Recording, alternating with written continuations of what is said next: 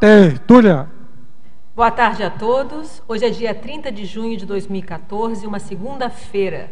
Esse é o verbete de número 3069. Ele tem 6 páginas, 49 logias e 21 máximos.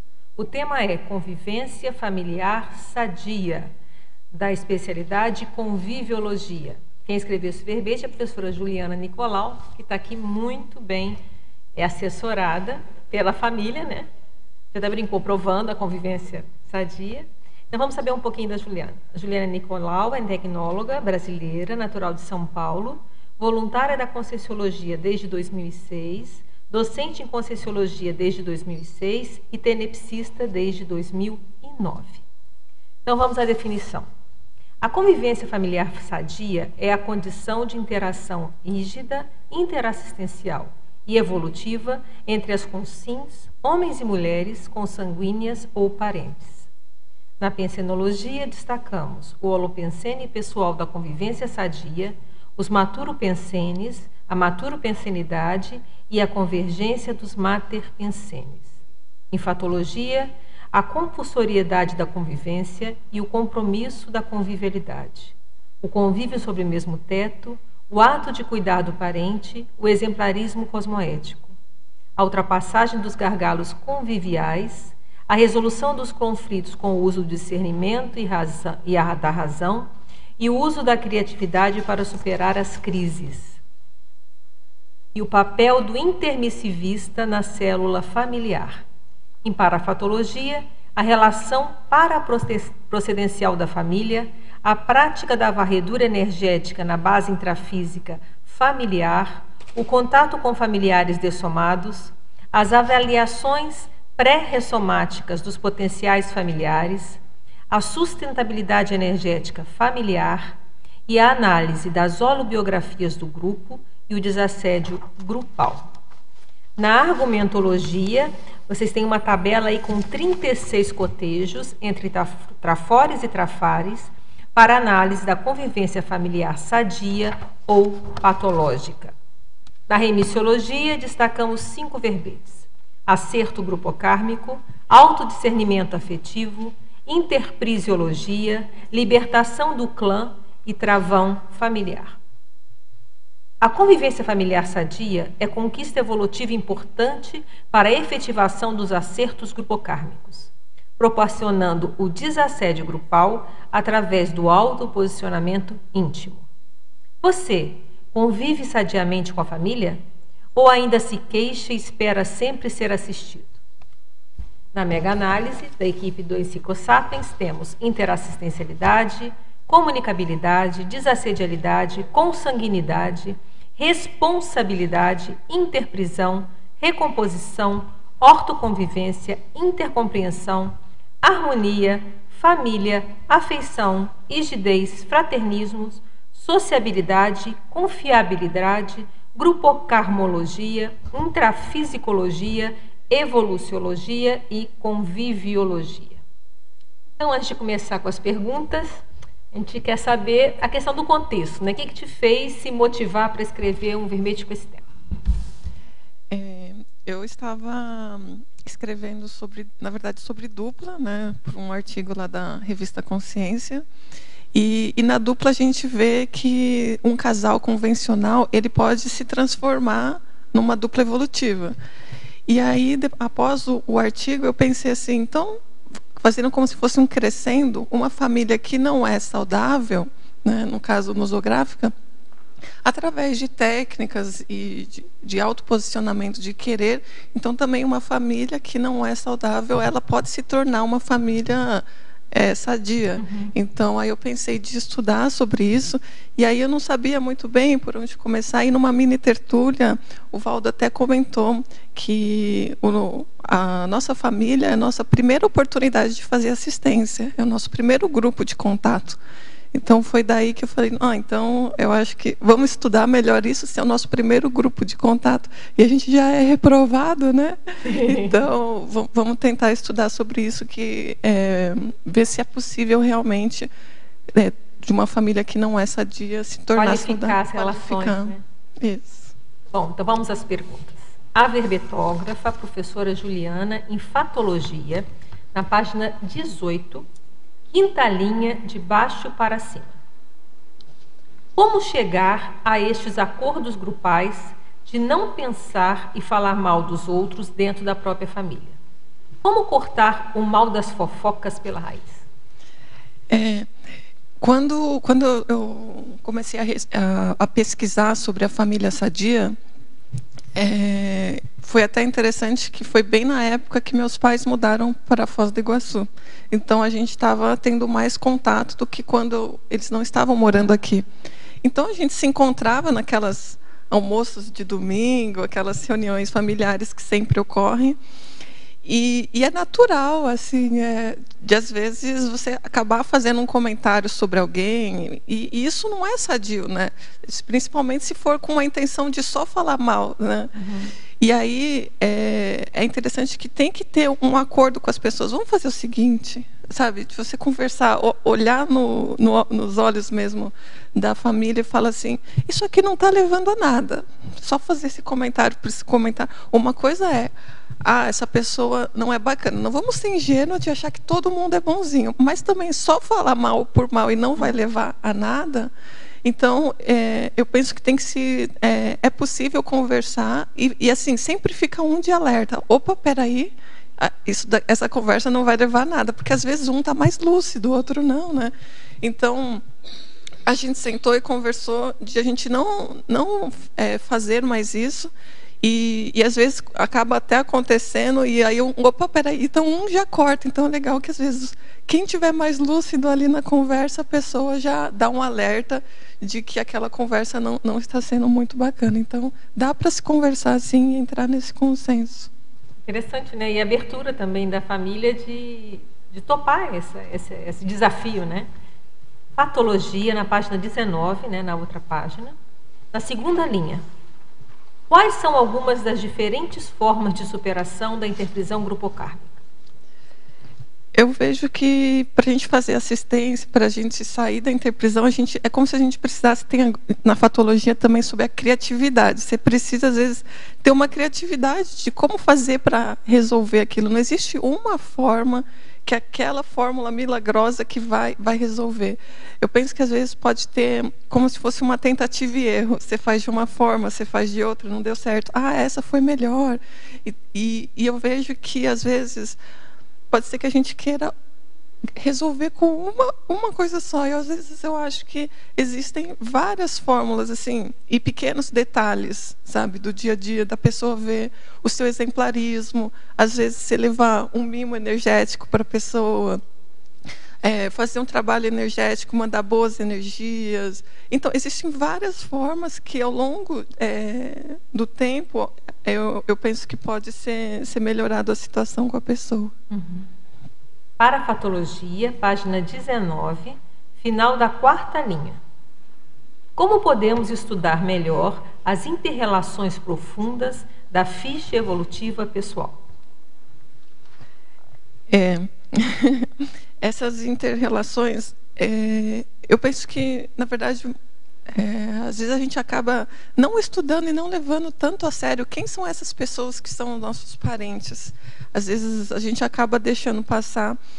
E nesse tempo que eu estava pesquisando sobre a família, eu consegui identificar que eu tenho muito mais relação com a minha família do que eu imaginava. Eu tenho muito mais afinidades, a gente tem muito mais coisas em comum, o nosso passado, e eu não levava tanto em consideração, né? E aí é interessante você começar a estudar os seus interesses, as suas vontades, e aí você começa a relacionar com as vontades do seu pai, da sua mãe, dos seus irmãos, e aí você vê que tem várias coisas que são em comum. Então, se essas coisas em comum, provavelmente tem relação, sim, com o nosso passado. Para a fatologia, sétima linha. Poderia falar das avaliações pré-ressomáticas dos potenciais familiares? Aí até na condição de intermissivista, às vezes a gente estuda na hipótese de a gente poder escolher qual família que a gente vai nascer. Então, eu penso que, de acordo com a promessa que a gente quer realizar, ou com quem a gente vai precisar ter um relacionamento mais de perto, a gente pode realmente escolher qual família ali para a gente conviver ao longo da vida, né? Patologia, página 18, 12ª linha. Poderia comentar o uso da criatividade para superar as crises? Até acabei comentando sobre isso, porque uma das coisas que eu vejo que, às vezes, para a gente superar algumas coisas, tem que ser imprevisível, tem que ser diferente, assim. Uma fórmula não dá certo para todas as crises. Faz isso que todas as suas crises vão ser superadas. E eu penso que não é assim. Às vezes a gente tem que usar da criatividade para solucionar alguma situação. Então, às vezes, pensar estrategicamente mesmo como que eu posso fazer para superar aquilo, sabe? Então, eu acho que às vezes a gente tem que parar, pegar a crise, né? É isso. O que eu posso fazer de diferente? Já tentei fazer de diversas formas e não consegui. Então, vamos pensar. Então, a gente gosta bastante, às vezes, de conversar junto, que às vezes eu não tenho alguma ideia, mas ele tem a minha mãe, o meu pai. A gente faz uma reunião e, através da criatividade, de formas diferentes, facilita, eu penso. É mais fácil achar a solução, né? Isso. Paradoxologia, página 20, final da primeira linha. Poderia falar sobre o paradoxo evolutivo de caminhar no contrafluxo social para seguir o fluxo do cosmos? Uma das coisas até que eu quis escrever sobre esse verbete foi porque é como se existisse um mito de que família sadia é aquela família que não debate, é aquela família que não tem problema, é aquela família... Então não existe, né? Porque toda família tem. Então... E aí eu falei, não, na verdade... eu penso que é diferente. É uma família que, se tem problema, vamos conversar e vamos ver o que está acontecendo. E isso, você está andando no contrafluxo, porque o fluxo normal vamos tampar o sol com a peneira, vamos, sabe? Vai empurrando com a barriga, né? Vai empurrando com a barriga. Então, acho que muitas formas para a gente conseguir uma família saudável, a gente vai ter que andar no contrafluxo, que não é o natural. De muitas famílias pensarem, a gente vem ao longo dos anos vendo a criação, então, de várias formas como as famílias vivenciam, e aí a gente pensa assim, isso é saudável, sabe? Às vezes a gente até brinca, assim, que a gente, por exemplo, assim, tem algumas falas que a gente entende, por exemplo, que quando você não vê o seu parente faz tempo, você tem que falar alguma coisa para ele sentir que você está com saudade dele, por exemplo. Oh, faz tempo que você não me liga, você não gosta mais de mim, entendeu? Tem que fazer um drama assim para mostrar que você está gostando dele, assim.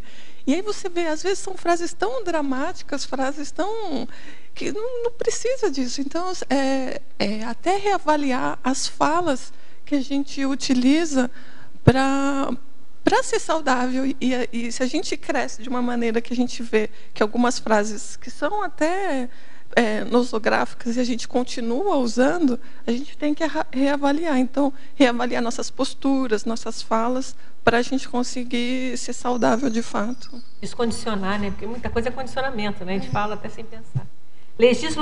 Legislogia, página 20, primeira linha. Como funciona a lei da reeducação afetiva? Então, eu penso que tem até relação com o que a gente estava falando. A gente se reeducar a gente repensar tudo que a gente está fazendo com os nossos pais, com a nossa família em geral. Então, por exemplo, até essa frase que a gente fala e não é saudável. A forma como a gente liga, assim, se você reparar uma ligação ou um almoço de família, você já consegue ver se a família é saudável ou não. A pessoa chega e aí já vem uma frase de cobrança. E a pessoa acha que ela está sendo legal, porque ela está mostrando que ela gosta da pessoa. Olha como nos detalhes, assim, né? Aí vai conversar, eu não quero mais, não, come mais, não, mas eu não quero. Então, assim, são pequenas coisas que parecem bobagens, que fazem a diferença nos detalhes.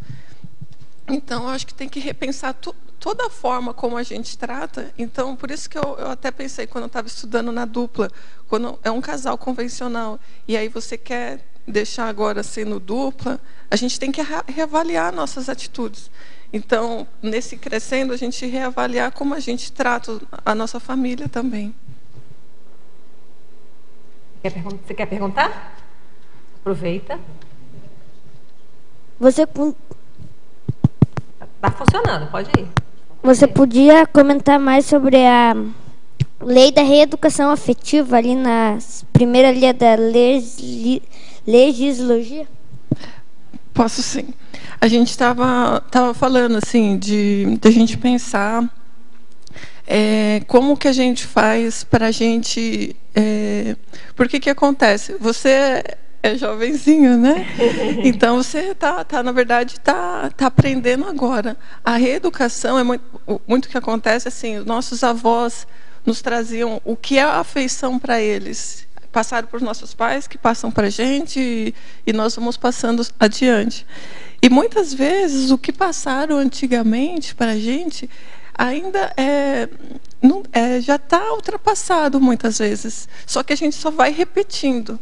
Então, o interessante é a gente reavaliar como a gente está fazendo para ver se ainda está da melhor forma e se pode melhorar. Então, para a gente fazer essa reeducação afetiva, porque às vezes muitas vezes para melhorar até um problema com algum parente, às vezes que a gente precisa é dar um abraço. Mas, às vezes, na sua educação, seu pai não era, às vezes, muito afetivo. Então, você não acha que você tem que dar um abraço na pessoa. Então, é repensar como que está a sua forma afetiva e tentar reeducar o que pode melhorar. Entendeu? Patologia, página 19, terceira linha. Poderia falar acerca da consanguinidade nos renascimentos evolutivos?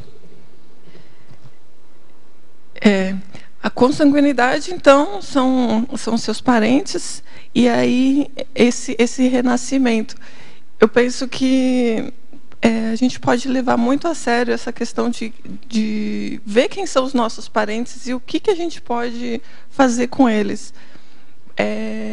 Não é ser ingênuo de achar que, porque existe isso, né? Meu parente é minha família... É o melhor, é santo. Tem aquela coisa um pouco de idolatrar a sua família. Principalmente a mãe, né? Principalmente a mãe. Se a mãe não tem erro... Sociedade é a mãe. O pai é o herói e a mãe é a santa, né? Então, eu acho que nós não sermos ingênuos, mas também não ser injusto assim, de ver a mãe... Eu penso de ver eles como consciências, de ver assim, eles estão hoje no papel de pai, mãe, irmão, tio, avô, mas eles são consciências, e se a gente está junto, por que a gente nasceu junto, sabe? Eu acho que é interessante a gente pensar qual que é o papel que a gente tem para desempenhar junto, qual é a minha responsabilidade com meu pai, qual é a responsabilidade com a minha mãe. Então, eu acho que a gente vê eles de uma forma diferente. E não vê uma forma só de filha, no papel de filha, de que eu tenho que receber tudo e reclamar, porque... E as mágoas que a gente também vai criando dos pais, né? Eu vejo que, às vezes, são mágoas até... Assim, quando eu tinha 10 anos, eu queria ganhar aquele presente, ele não me deu. E assim, parece bobagem, mas aquilo vai ficando, e às vezes você tem 40 anos e a pessoa ainda está com aquela mágoa do passado que tinha 10 anos, e às vezes o pai nem sabia que você queria aquele presente, sabe? E a renovação da visão, porque às vezes você vê, às vezes não tinha condições financeiras, por exemplo, né? E a pessoa, a cabeça da criança não entendia, mas o adulto consegue entender. Exatamente. Interessante, de atualizar também essa visão, né? Bem legal. Verdade. Ainda em fatologia, na página 19, na penúltima linha. Poderia expandir o assunto da libertação dos estigmas grupocármicos? Os estigmas grupocármicos, toda família parece que tem um estigma, né? Essa família, ela, né? Cada um a gente vai estigmatizando. E eu acho que a gente não, de novo, né, a gente não pode ser bobinha de assim, não vou levar em consideração, não, ficar com os olhos abertos, mas isso até certo ponto é negativo para a família, até para os parentes. Às vezes a gente já faz um rótulo, né? Ah, o meu tio ele é muito nervoso. A gente já dá um estigma para cada um. E eu penso que também isso complica um pouco, até para o outro conseguir seguir adiante, porque a gente já coloca como se aquilo já fosse a pessoa, já, né? E eu penso que as pessoas melhoram, as pessoas evoluem, e a gente tem que ver o que a gente pode ajudar para a pessoa, em vez de só colocar um estigma e acabar com a pessoa. O que você pode fazer, então, para ajudar? Parafatologia, na página 19, terceira linha, de baixo para cima. Poderia ampliar as paracicatrizes dos integrantes da família? Eu vejo que cada integrante da família teve os seus traumas do passado, teve as suas problemáticas do passado, e às vezes a gente não leva muito em consideração isso. Não é passar a mão na cabeça da pessoa, mas simplesmente, mas cada um teve os seus problemas, e muitas vezes a gente julga os familiares, aquele, sabe? E não leva muito em consideração. E pela convivência, eu penso que a gente pode levar mais em considerações essas paracicatrizes, né? Se a gente já sabe que a pessoa tem um problema, uma dificuldade, eu vou ficar cutucando ali com uma intenção não sadia. Então, se eu já sei, o que eu posso fazer para ajudar e não para prejudicar ainda mais o parente? Juliana, você está trazendo uma abordagem intermissivista, né, no teu tema, convivência familiar sadia, para ampliar, pensando na assistência e na PROEX, né? Aí eu queria que você, então, comentasse, ampliasse o item livre-arbítrio na fatologia, página 19, na segunda linha, de baixo para cima, logo no comecinho aí. O livre-arbítrio, como é que, né, trabalha com isso? Eu penso que para uma família ser sadia, né, saudável, a gente tem que dar o livre-arbítrio para todos. Eu já vejo assim, às vezes, eu sou intermissivista, então meus pais, meus irmãos e meus tios têm que vir e acabou, eles não têm escolha, porque aqui é o melhor do mundo. Não, a gente tem que dar o livre-arbítrio para cada um fazer o que acha que é melhor para a sua evolução. E a gente vê muitas famílias que têm pessoas que, né, aliás, a maioria, não tem interesse de estar aqui ou de fazer outra questão. Então, faça o que quiser e seja feliz. Eu penso que a gente tem que fazer o que a gente acha de melhor para a gente. Você acha que é bom, por exemplo, estar na Conscienciologia? Você informa, olha, lá eu acho que é muito bom, você quer ir, está convidado. Não quer ir, sucesso na sua vida, faça o que você achar de melhor. Parece que acaba amarrando ainda mais, né? Ao invés de limpar e resgatar, a interprisão vai piorar, né? Porque aí a pessoa vê algo como se fosse negativo, né? Primeiro que aí a pessoa já acabou com a Conscienciologia, né? Porque aí a pessoa já vem para cá achando que é um negócio obrigatório, ela já vem, você já vai distorcendo a ideia da Conscienciologia, né? Mas o primeiro impulso geralmente é esse, né? Descobrir, assim como se tivesse descoberto uma mina de ouro, e aí quer arrebanhar todo mundo.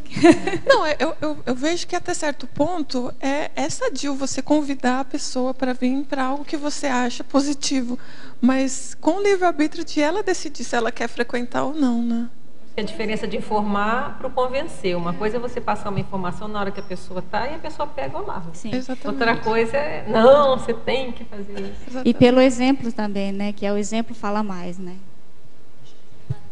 Com certeza. Juliana, página 19, nona linha.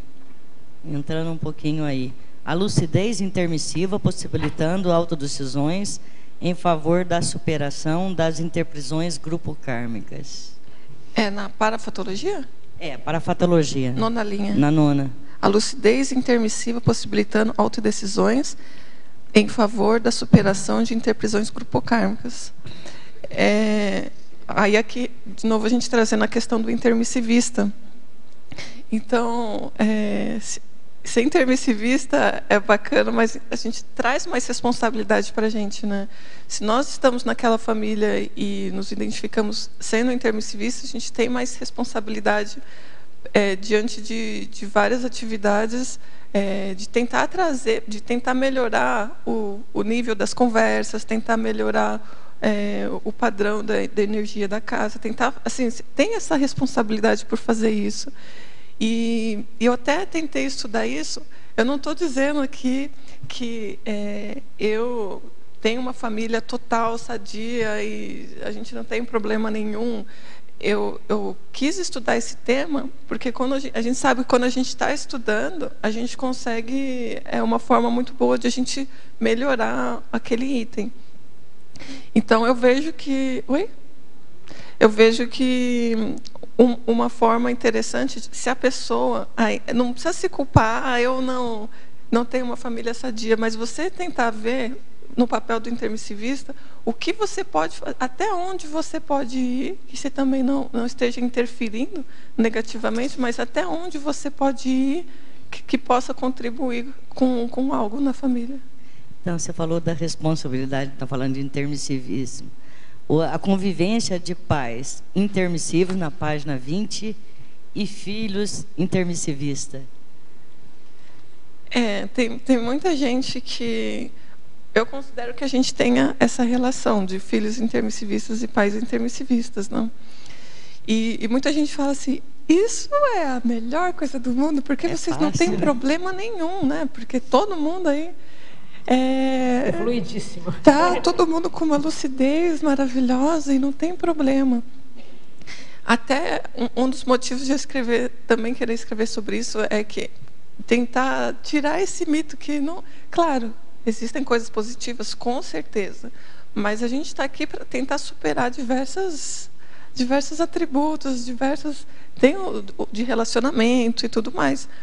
Então, é bacana, com certeza, né? A gente tenta, cada dia, um ajudar o outro. Então, por exemplo, as reuniões familiares, que muitas vezes pessoas podem se reunir para passar o tempo e não fazer nada durante o domingo inteiro, né? Se reúnem, ficam o dia inteiro comendo e ninguém faz nada da vida, né? Muitas vezes fica falando mal do vizinho, de todo mundo, tudo mais. Aí, o que a gente tenta fazer peraí, então, nós temos isso. O que a gente pode fazer? Então, a gente se reúne, por exemplo, a gente vai na casa da minha mãe. Aí, o que você está escrevendo? A gente começa, vamos debater o verbete. Você quer escrever, não sei o quê. A gente vai lá para a casa da Isabel, que também é sogra intermissivista, né? Então, a gente vai lá. Então, também, nossa, aí a gente brinca que também dá trabalho ter parente intermissivista, porque chega lá, nossa, vai ter um congresso, você tem que escrever um artigo, é a sua cara, não sei o quê, vamos debater. Já te dá mais trabalho para você fazer, entendeu? E também é complicado, até certo ponto, ser o único intermissivista na família, porque você vai para casa, por exemplo, a pessoa está aqui no CAEC, então ela está, né? Ela sabe que ela está um monte de gente, um monte de intermissivistas olhando para ela. Aí ela vai para casa e relaxa. Agora eu não preciso mais, né? Então, até certo ponto, tem um ganho secundário de ela não querer, às vezes, que a família evolua muito, porque aí não vai pontuar muita coisa para ela, né? E quando você está numa família que tem outros intermissivistas, você chega em casa, você quer fazer alguma coisa, a dupla já olha, isso daí não está legal para você. Você vai na casa da sua mãe, olha, isso daí, tá. Você vai na sogra, entendeu? Então também não é fácil, tá?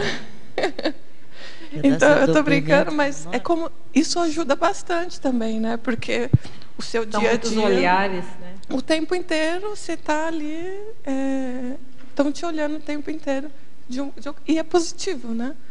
O exemplarismo aí tem que ser maior, né? Mais responsabilidade. Quase que 24 horas, né? Ok, valeu, obrigada. Obrigada a você. Oi.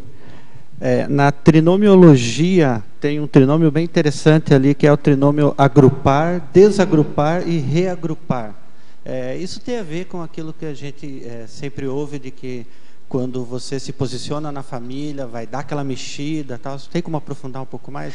Sim, eu até vejo uma relação mesmo. Então, por exemplo, quando a gente nasce, a gente tem um agrupamento, né? Então, a gente está aqui e é natural que durante a vida, muitas vezes positivamente ou negativamente, ocorra esse desagrupamento.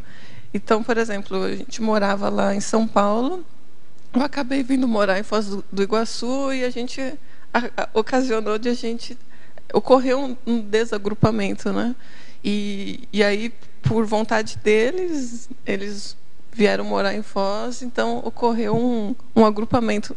E isso faz parte da vida. Se a gente não entender isso, muitas vezes a gente acaba sofrendo. Que nem meus irmãos estão lá em São Paulo. Eu vou ficar aqui sofrendo porque eles estão lá.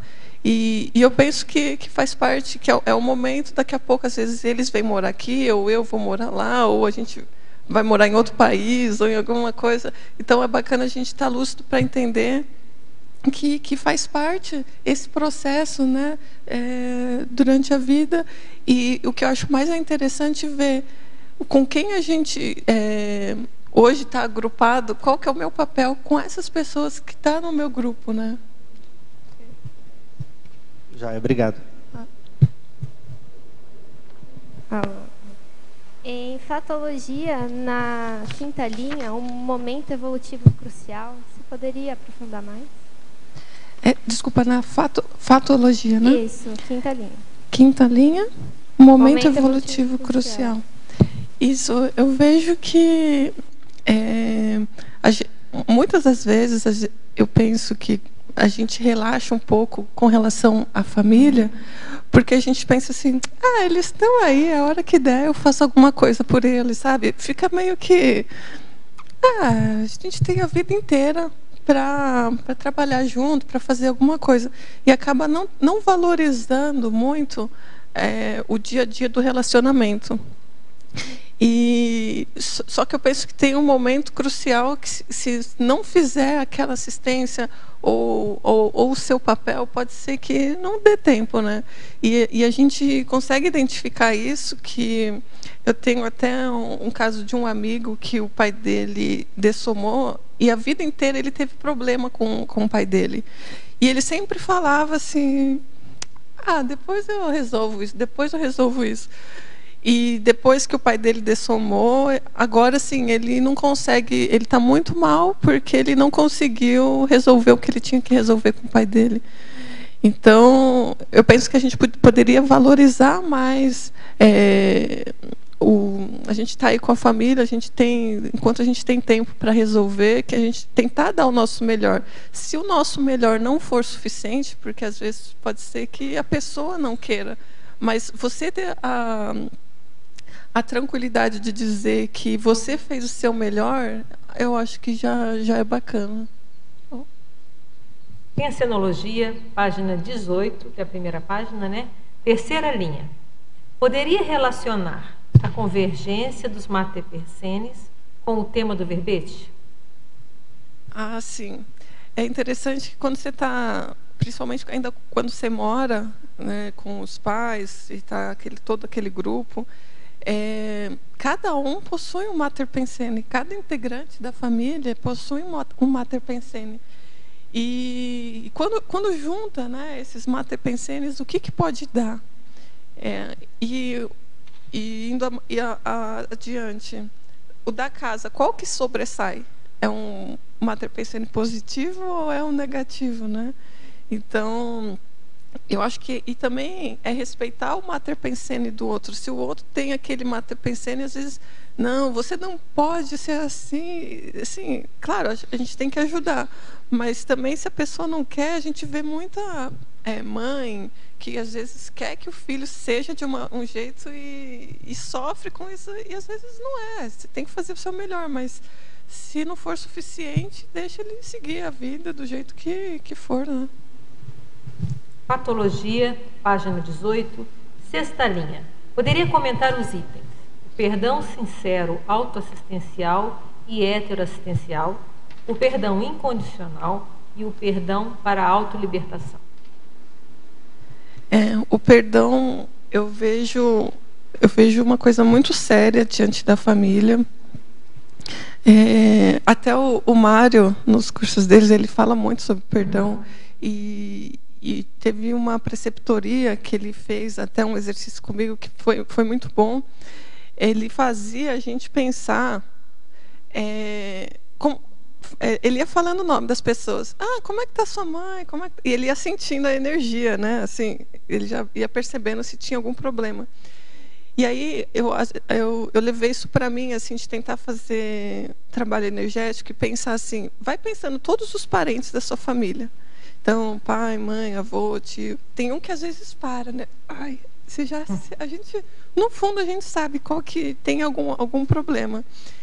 E aí, assim, eu lembro que o Mário até falava assim, você precisa perdoar a pessoa. Não me fez nada, não tenho nenhum problema com ela. Não, mas você precisa perdoar. Eu não entendia mesmo, de fato, que tinha algum problema, assim, né? Às vezes a gente nem é sincero com a gente mesmo para assumir. E aí ele fazia um trabalho que me ajudou muito, assim, tá todo mundo perdoado? Na dúvida, assim, perdoa todo mundo, sabe?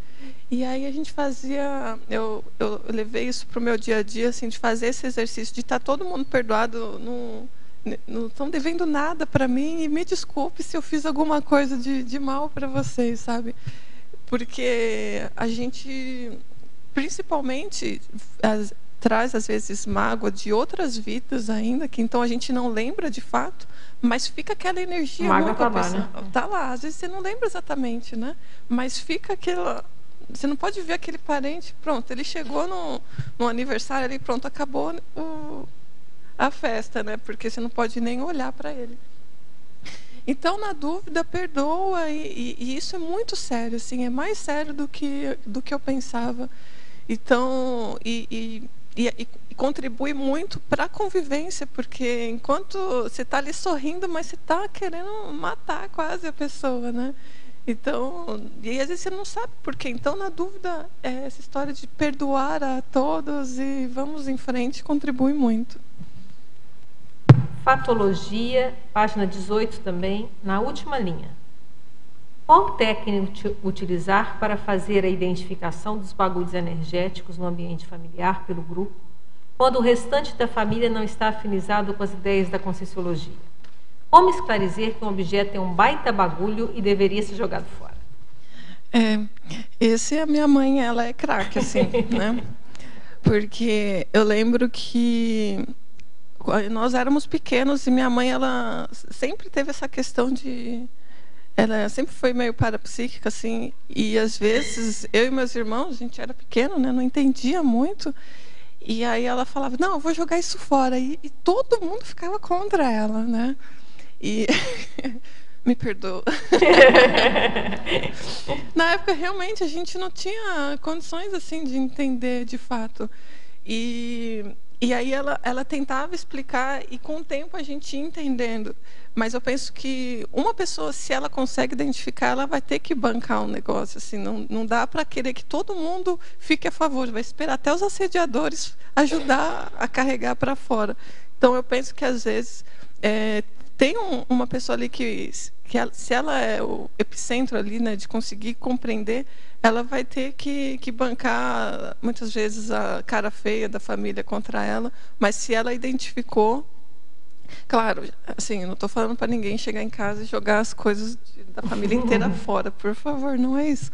Mas eu acho que com uma conversa, explicando que aquilo não é mais bacana, pode ser que no momento a pessoa não compreenda, mas faz parte. E eu vejo que depois, assim,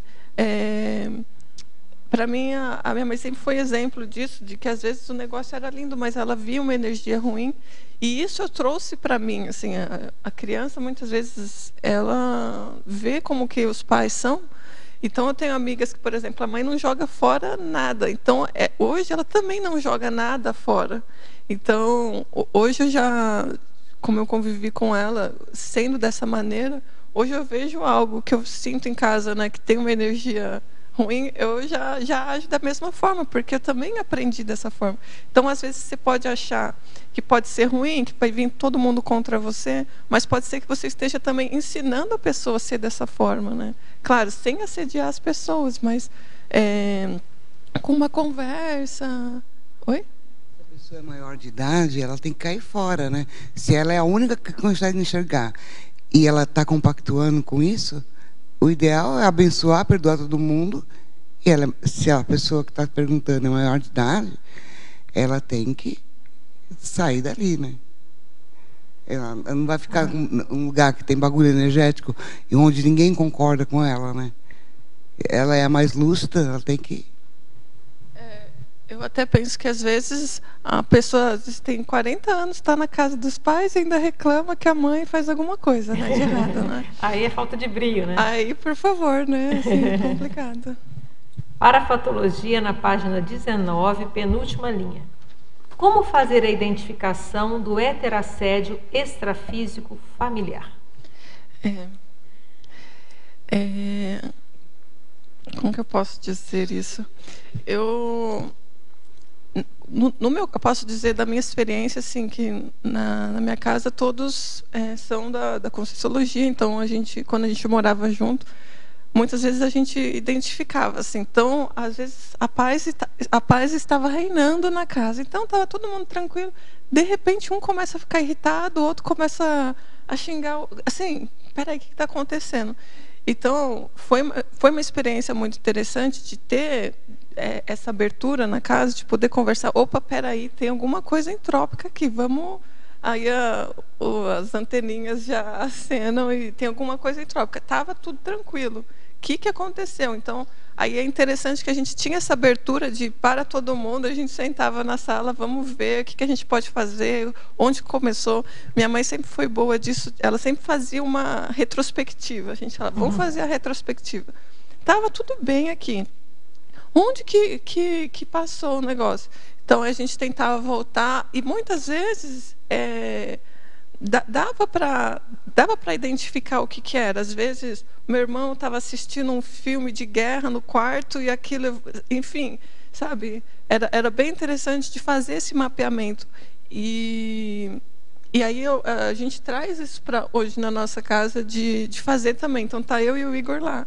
Aí, de repente, está tudo bem. Ele está lá no escritório dele, eu estou no meu, e de repente... eu começo a ficar irritada, eu já vou lá, o que está acontecendo? E ele também, sabe? Então, é interessante quando a gente nasce, já com essa abertura, a gente conseguir levar isso adiante, né? Eu queria contribuir com isso. Eu percebi uma vez que eu tenho 3 filhos. Eu tenho 3 filhos. E uma vez minha casa virou do avesso. E eu não sabia o que estava acontecendo, e todo mundo irritado com todo mundo. Passou mais ou menos uma semana, eu estava fazendo uma faxina, e no quarto de estudos, que tem uma sala só para os meninos estudarem, eu peguei o trabalho do meu filho do meio. Ele é adotivo, e o apelido dele é Alemão. E ele estava estudando nazismo.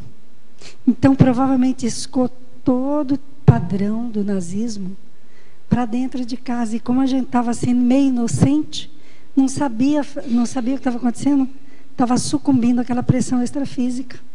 Aí, depois disso, lógico, a lucidez de ter entendido aquele processo começa a melhorar o trabalho de energia, a compreensão, e começa a limpar o extrafísico. Isso é muito mais comum do que a gente pensa, com um simples trabalho de escola. Mas isso pode acontecer com uma visita, um telefonema, qualquer coisa de intrusão na sua psicosfera, ou de alguém da família, pode desarticular todo o processo harmônico daquela família. Até uma coisa interessante, eu lembro quando nós éramos jovenzinhos, né? Aí eu lembro que hoje, né, a gente compreende. Então, eu até brinco com os jovenzinhos que não entendem muitas vezes os pais. Eu falo, calma, você vai entender.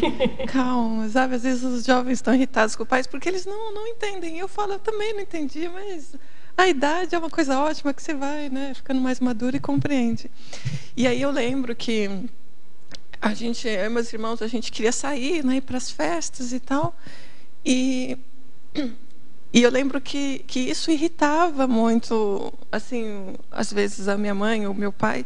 Só que assim, eu via que não irritava a gente sair, irritava quando a gente chegava.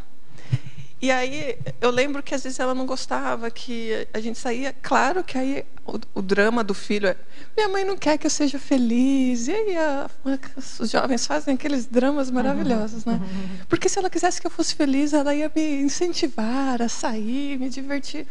E aí, com o tempo, a gente sempre teve bastante liberdade assim para conversar. A gente entendia o que acontecia. Quando a gente vai em festa, tem as companhias que não são as mais saudáveis do mundo, né? Principalmente algumas festas, né, que são meio tensas, né? Digamos assim. E aí, o que acontece? Quando a gente chega em casa, a gente chega com aquele monte de concierges que estava na festa. Então, aí eu chegava de uma festa, meu irmão de outro, e minha mãe dormindo, às vezes ela acordava: o que está acontecendo? Ela sentia maior confusão na casa. Não está acontecendo nada, a gente só chegou da festa. Mas ela sentia que estava acontecendo. Como a gente estava na festa, a gente não sentia tanto problema quando a gente entrava na casa. Mas se a casa estava um ambiente saudável e começa a chegar, né? Aí às vezes leva os amiguinhos também para dormir em casa. E aí eu lembro que às vezes minha mãe não conseguia dormir. E eu falava: mas por quê? Eu só trouxe meus amigos para casa, sabe? Eu não compreendia, mas aí a gente vê hoje, né, que a gente entendendo mais assim sobre o consciência, a gente vê o quanto a gente leva entropia para casa, né? E muitas vezes a gente julga os pais, né? Manda as piores energias para eles, porque acha que está sendo injustiçado, e na verdade a gente não está contribuindo para uma energia saudável na casa. Então eu penso que existem muitos problemas disso entre pais e filhos, e aí eu acho que é legal eles conversarem sobre isso para ficar mais... então, a gente até brinca, a gente precisa entrar num consenso que fique bom para o filho e fique bom para o pai também, né? E para que todos possam ser felizes, né? Mas que o filho precisa entender que quando ele leva pessoas para casa e quando ele vai para os lugares que não são saudáveis, ele leva isso para casa também, né? Oi, foi falado, né, seu filho estava fazendo um trabalho sobre neonazismo, tal, né? Os trabalhos vão continuar acontecendo, senão a professora de história, né, teremos problemas lá. Uma dica, assim, então, tá vendo, a criança está fazendo, o aluno está fazendo um trabalho, o tema não é muito bacana, daí como fazer a limpeza disso depois? Uma coisa que eu e o Igor a gente tenta fazer, quando eu vou estudar alguma coisa que eu sei que já é meio pesada, ou ele, primeiro a gente já avisa, porque aí o outro ele já fica mais esperto, porque e ele já fica mais esperto. Opa, eu sei que o Igor está estudando sobre algum tema pesado. A gente sabe que a gente também não é porque é pesado, então a gente não vai estudar, não dá, né? Então, primeiro eu acho que já avisar para quem mora na casa: olha, eu estou estudando sobre isso, se você sentir alguma coisa, já fica mais esperto. E tem até aqui na parafatologia fazer uma limpeza na casa. E aí eu posso até recomendar o curso, né, lá da CIP. Eles têm cursos que ajudam a gente a aprender também a fazer uma limpeza na casa, fazer trabalhos energéticos para fazer uma limpeza na casa. Então, e isso não somente quando está ruim. Assim, normalmente a gente acaba fazendo só quando está ruim. A gente pode fazer também para sempre manutenção, exatamente. Manter limpo. Manter limpo, né? E se você mantém limpo, qualquer interferência ela fica muito clara, fica muito óbvia. Então fica mais fácil você atuar. Se a coisa fica mais sujinho assim, a gente fica entregue, né? Exatamente. Aí você nem percebe, porque às vezes já está tão ruim que começa a entrar coisa. Não aconteceu nada, não aconteceu porque já tá ruim, né? Então, na CIP eles têm cursos, até no 40 Manobras, eles ensinam técnicas que pode contribuir para a limpeza da casa. Tem até o curso da Mara, não sei se ela tem. Não, tá não. Casas Saudáveis. Casas Saudáveis também, que ela fala sobre isso. E se a gente for pensar, isso é muito sério, porque a gente passa a maior parte do tempo na nossa casa, a gente dorme lá. Então, a gente às vezes limpa fisicamente, né? Deixa tudo brilhando, mas às vezes a energia não tá saudável. Então, eu acho que vale a pena fazer trabalhos energéticos também para limpar as energias mesmo do ambiente. Agora, o que ocorre é o seguinte, você está certo, nós não podemos repudiar a assistência, ela chega, nós não podemos ser ingênuos. A gente tem que saber o que está acontecendo para conversar um com o outro claramente, e por isso a importância da TENEPS, de fazer TENEPS, porque a TENEPS ela ajuda a fazer essa limpeza mais rápido e com maior assertividade assistencial, digamos. Mas vejamos, a vantagem de ter uma família que dá para falar a mesma língua, nesse caso da multidimensionalidade, da extrafisicalidade, potencializa tudo o processo assistencial. No caso da minha filha, quando ela lógico que ela sai, vai embalada, essas coisas, lógico que a gente sente todo o extrafísico chegando e tudo mais. Mas, às vezes, antes de ter um prenúncio de um acidente grave, alguma coisa assim, um parapsíquico, ele pressente. Então, se a pessoa ela entende, tem confiança que tem alguma coisa intervindo extrafisicamente, e que nós não estamos dando conta, né? No caso dela, às vezes eu chego, tem ocasião que eu chego e falo, olha, acho que não é bom você ir, porque está acontecendo isso, isso, isso. E mesmo ela habitualmente indo, nesse caso ela fica, confia no caso, na fala, e fica em casa naquela ocasião. Entende? Então, essa coisa de falar a mesma língua facilita para isso. Estabelece um link de interconfiança para quando a coisa for séria, a pessoa realmente ouve e aquece um pouco. Precisa ainda de muita assistência para poder a gente enfrentar. Quem não tem competência não põe em banca. Então, quando os jovens não sabem fazer assistência, é melhor ficar quieto. Binomiologia, no binômio apego-desapego, como lidar quando um parente possui o apego excessivo e você não corresponde a isso? O que acontece, às vezes, nós estamos aqui e já tivemos relacionamento de vidas anteriores. Então, às vezes, esse apego excessivo que o parente tem, às vezes, é uma culpa de, por exemplo, um exemplo, tá? Não estou falando que todos são assim, mas vamos supor que ele te fez algo de ruim em outra vida e agora vocês estão tendo um relacionamento. Então, às vezes, ele tem tanta culpa por ter feito algo de ruim para você, que ele acha que ele precisa ficar o tempo inteiro te protegendo, te agradando. E, às vezes, você acaba até sentindo que você não gosta muito daquela pessoa, porque você não lembra exatamente, mas você sente que não tem uma relação muito boa por conta do problema. Então é bem complicado, assim. No caso da pessoa, eu acho que ela tem que reavaliar por que ela precisa ficar tão, às vezes, sufocando a pessoa, sabe? Então, eu acho que essa pessoa tem que reavaliar se ela precisa ainda fazer isso. E a outra pessoa, ela também tem que reavaliar, assim, até que ponto que para ela também ela tem o ganho secundário de tudo que ela quiser, ela pode contar com aquela pessoa. Então, é como se, no fundo, ela não quisesse perder aquilo, sabe?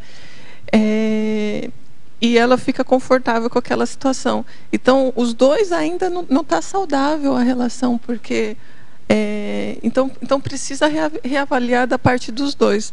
Então, quando a gente está em cada um dos casos, eu penso que a gente tem que, estudar. Eu penso, direto a gente faz isso, assim, quando a gente vê que um relacionamento não está muito bacana, vamos estudar. Então, a gente pega até um quadro e faz os desenhos. O que a gente pode fazer para melhorar essa situação? De estratégico, às vezes. Então, põe ela na TENEPS, joga as melhores energias, faz tela mental, também com trabalhos energéticos, conversa, tenta ver o que você pode fazer para melhorar, porque tanto o amor quanto o ódio, ele não é sadio. Tanto a coisa que é muito ou que é pouca não é sadio de nenhuma das partes. O ideal é que a gente consiga chegar num estágio que você sente que você não deve nada para a pessoa, nem ela te deva, sabe? Lembrei de um caso que aconteceu com a gente, de uma concierge que fez parte da família da Juliana em outra vida, e tinha um apego pela Juliana absurdo, assim, absurdo. Só que o apego não era de fazer coisas boas, era de fazer coisas ruins. Como a Juliana não queria mais ser da família dele, então ela não ia ser da família de ninguém. E começou a espizinhar a vida da Juliana, e tudo dava para trás da vida da Juliana. Eu falei, não, peraí, vamos estudar esse caso, que é um caso que, assim, a gente está falando da convivência intrafísica, só que a gente tem uma parafamília muito maior do que a nossa família nuclear. E a gente tem que limpar essa convivência também, né? Essa convivência ela também vai ter que ser sadia para o nosso processo evolutivo, né? A gente, em algum momento, vai ter que voltar e vai ter que começar a assistir todo mundo de novo que teve um vínculo mais forte com a gente. Então, assim, a forma como você pensa e reage à família que você está aqui agora, a gente considera que é a nossa melhor forma. Então, significa que se não está bom agora, não estava bom antes. Então, se não estava bom antes, eu vou ter que colocar minha cabeça no lugar e vou ter que desenvolver uma técnica assistencial para isso. E saber que, realmente, nesse caso, apego e desapego é o perdão. O cara só ficou tranquilo com ele a hora que a Juliana perdoou tudo que ele tinha feito para ela. E a hora que ela se perdoou do que ela tinha feito para ele, que a gente também não faz ideia do que era no momento. A gente só vai descobrir essas coisas depois. Tem um filme, A Minha Vida em Outra Vida, que explica bem, né? A mãe atual tem muito apego ao filho, que usa a desculpa da dificuldade financeira e não quer deixar ele estudar assim, distante da cidade onde eles moram, e depois todo, né, o cenário da vida passada foi elucidado e aí resolveram. Então mostra bem essa situação. Muito bom. Mitologia, de baixo para cima, na quinta linha, eu queria que você pudesse falar sobre a mudança de hábitos, valores e rotinas. Como seria isso na prática, né? Como que você põe isso na prática? E outra pergunta seria em mitologia, na página 21, né? Sobre o mito da convivência sadia não ter debate, né? Na questão da convivência familiar ser sadia. Como seria isso? Tá. Então, desde o momento que eu decidi assim, vamos tentar implantar uma família, uma convivência sadia. Então a gente teve que reavaliar muitas das nossas atitudes. E é na prática mesmo, que nem você falou, não adianta ficar na teoria, no que é bonito, no que... Então, na prática, a gente fez reunião familiar, foi até interessante que meus irmãos também estavam aqui, então a gente pôde debater sobre isso. Então, como que é a rotina da família? Como que se desenvolve? Então, por exemplo, para o pai, às vezes é bom ter aquele almoço de domingo. Então, isso é importante. Então, é como se você fosse fazer uma agenda familiar para vocês. Senão tem que ter uma convivência. Então, com convivência, vocês têm que se encontrarem. O que vai ser melhor para todo mundo? Então, no domingo, almoça junto, por exemplo? Tá. Mas a gente teve a oportunidade de conversar assim, o que te incomoda mais? Eu não gosto disso, eu não gosto... É legal ter abertura, porque senão fica um negócio intocável. Eu não posso falar algo que eu não gosto do meu pai, porque isso é quase um pecado, né?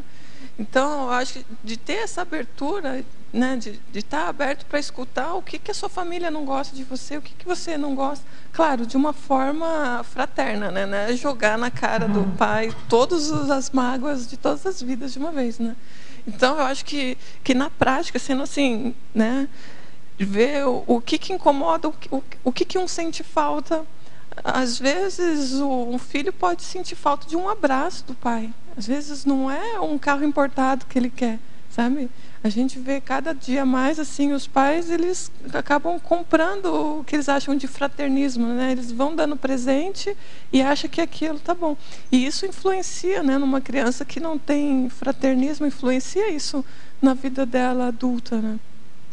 Então, eu vejo isso na prática mesmo, é olhar no olho do outro, ser o mais transparente possível, ver o que ele gostaria, ver o que ele não gostaria, e aí na prática é acerto e erro também, né? Uma hora você vai tender a fazer passou aqui, eu acho que eu não consegui, porque você também fazer um monte de coisas, você querer ser saudável no dia a dia, né? Às vezes você pode não conseguir, mas aí com o tempo eu acho que eu vejo que é possível, sim, ter essa convivência sadia. Não sei se deu para entender, assim. Ele estava comentando também na questão não só da família nuclear, né, mas também a parafamília, né? Isso. No meu caso, assim, a gente somos em 8, aí tem mais 2 personagens que entraram na história. Então eu fico imaginando a complexidade, né, de tal situação. Então, assim, lá em casa parece uma república, né? É meu irmão com a esposa, com um filho, com outro relacionamento, porque meu irmão foi casado 4 vezes, né, e tem 5 filhos, o 5º, né? Então em casa é pra cá, criança pra lá, e é aquela coisa, sabe? Aquela bagunça. E assim, às vezes é complicado, porque nós mesmos sentamos, mas parece que são todos estranhos. Então, assim, é bem complicado. E às vezes até os meus pais, por exemplo, às vezes têm mais afinidade com meu irmão do que comigo, entendeu? Então, assim, é bem complicado isso, para a situação em família, e todo mundo às vezes fala uma coisa e aquilo vira um rebuliço, né? Às vezes coisas assim do dia a dia mesmo, como chama assim, usar um banheiro, por exemplo, dá uma tristeza, viu? Mas assim, falta também às vezes de harmonia, né? Mas assim, como você estava falando, assim, a pessoa falar o que pensa, né, sobre, eu não gosto disso, por exemplo, a gente tem um almoço no domingo, né? Eu geralmente não gosto, né, de sentar toda vez a mesma coisa, churrasco e tal, para mim não vai, eu fico fazendo outra coisa, né? Mas eu falo assim algumas coisas também que não me agrada, né? Assim como tem coisas também que com eles não agrada. Mas essa harmonia, acho que é bem complicado, né? Para você ter uma harmonia sadia, assim, esse mito, né, que você estava comentando também. Aí até indo pro mito que você perguntou, né, da família sem debate. Uhum. Eu vejo que é interessante a gente pensar sobre isso, porque até para a gente querer ser sadio, eu acho que a gente tem que entender primeiro o que é ser sadio. Porque se a gente pegar o que é sadio, de a gente ver o que às vezes os nossos antepassados achavam que era, por exemplo, a obrigação do almoço de domingo. Isso é sadio porque a família tem que estar unida, mas enfim, né? Pode ser para um, mas não é uma regra para todas. Por isso que eu acho que é o ideal a família conversar e ver o que eles acham que é melhor para aquela família. Se cada pessoa é de uma forma e se junta pessoas de cada um de um jeito e querer aplicar a mesma regra para todas as famílias, é complicado, né? Então, acho que tem que ver a necessidade de cada um. E até vocês, assim, mais velhos do que você falou que tem crianças, elas vão aprender com a atitude de vocês. Assim. Então, o mais sadio que vocês conseguirem, de fraternismo, de levar para elas, isso vai influenciar na vida delas, né?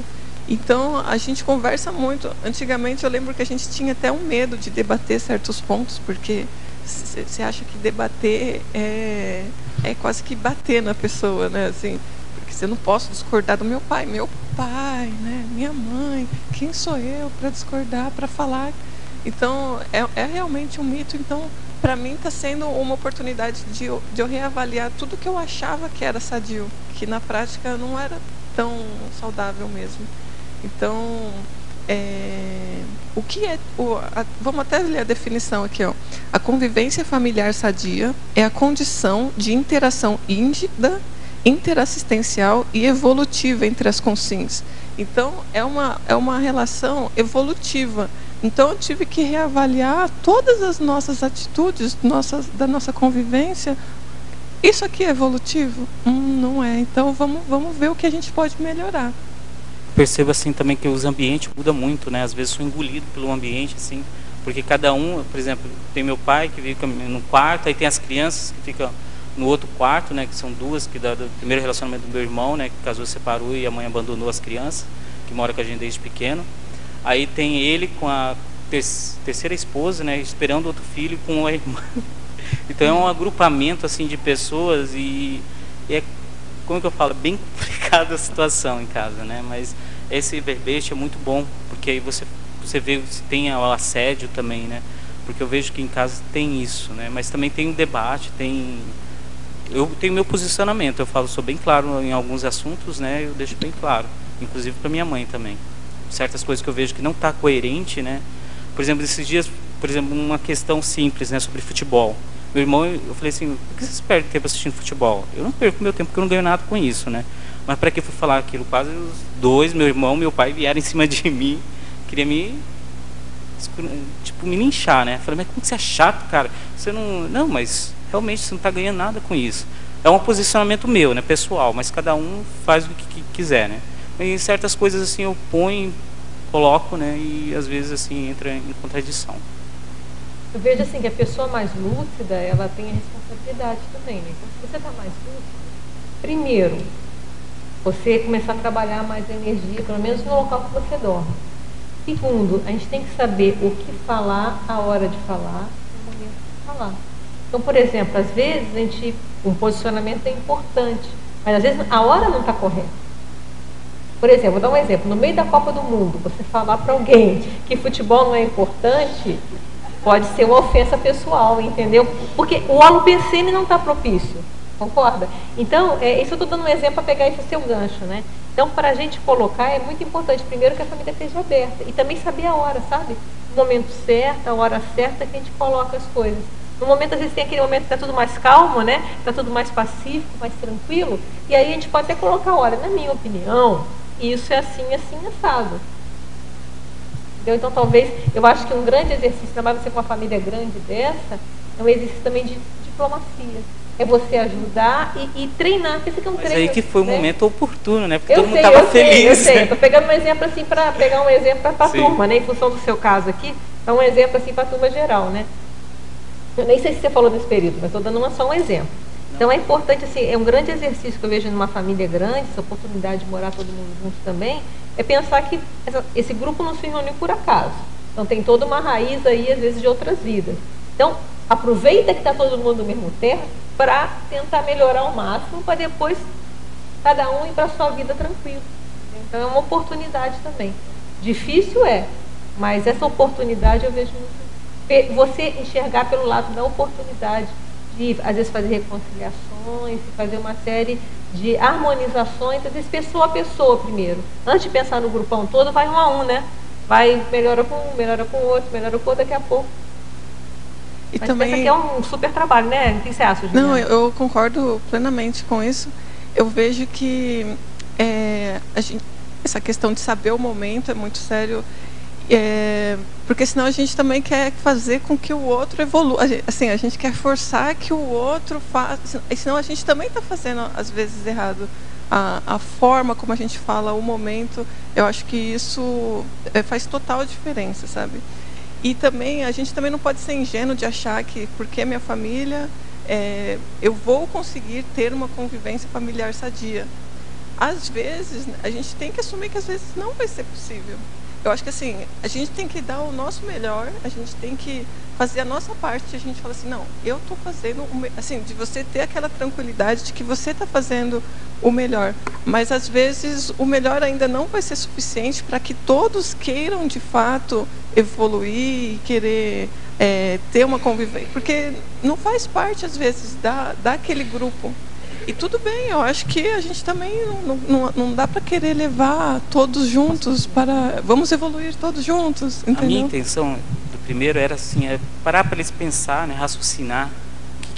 Né, por que fica ali, perdendo tempo, entendeu? Ficar tipo robotizado, entendeu? Manipulado pela televisão. Esse foi a minha intenção, né? Mas acho que eles não gostaram. Então, que nem a Adriana falou... Pode ser, só um minuto.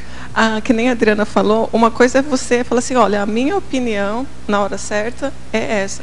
Outra coisa, às vezes, a gente pode ficar indignado que o parente não entende o que eu estou falando. Isso já não é saudável. Você pode dar a sua opinião, mas você não pode querer impor a sua opinião e que todos entendam, compreendam e escrevam verbetes sobre o tema, tá, entendeu? Não estou fazendo assim, piada, mas...